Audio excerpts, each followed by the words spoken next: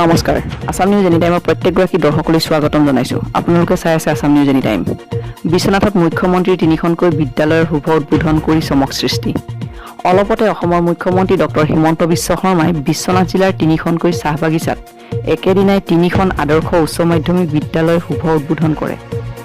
প্ৰতাপগড় চাহ বাগিচাৰ উচ্চ মাধ্যমিক বিদ্যালয়ৰ প্ৰাংগণত উপস্থিত হৈ মুখ্যমন্ত্ৰীগৰাকীয়ে এইদৰে কয় আমি যোৱাকালিৰ পৰা অসমত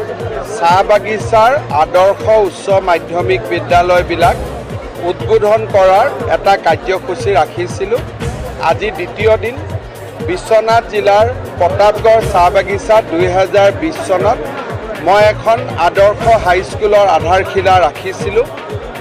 ৰঞ্জিত দত্ত ডাঙৰীয়া আছিল প্ৰমোদ বৰঠাকুৰ ডাঙৰীয়া আছিল পল্লৱ লোচন দাস ডাঙৰীয়া আছিল আজি আমি সকলোৱে আকৌ এবাৰ ইয়ালৈ আহি এই বিদ্যালয়খন উৎসৰ্গা কৰিলোঁ চাহ বাগিচাৰ বিদ্যালয়কেইখন বাগিচাৰ ৰাইজৰ হকে সংগ্ৰাম কৰা বা বাগিচাৰ পৰা ওলাই গৈ স্বাধীনতা সংগ্ৰামত অংশগ্ৰহণ কৰা বিভিন্ন বৰেণ্য ব্যক্তিৰ নামত নামাকৰণ কৰা হৈছে প্ৰতাপগড় চাহ বাগিচাত স্থাপন কৰা বিদ্যালয়খনক বিজয় চন্দ্ৰ ভাগৱতী নামেৰে নামাকৰণ কৰা বুলি জানিবলৈ দিয়ে আনহাতে আদৰ্শ বিদ্যালয়কেইখন উদ্বোধন কৰি মুখ্যমন্ত্ৰীগৰাকীয়ে নিৰ্মীয়মান অৱস্থাত থকা হাটিঙা চাহ বাগিচালৈ যোৱাৰ কথা সদৰি কৰে বিশ্বনাথৰ পৰা Manoj Bora Assam news any time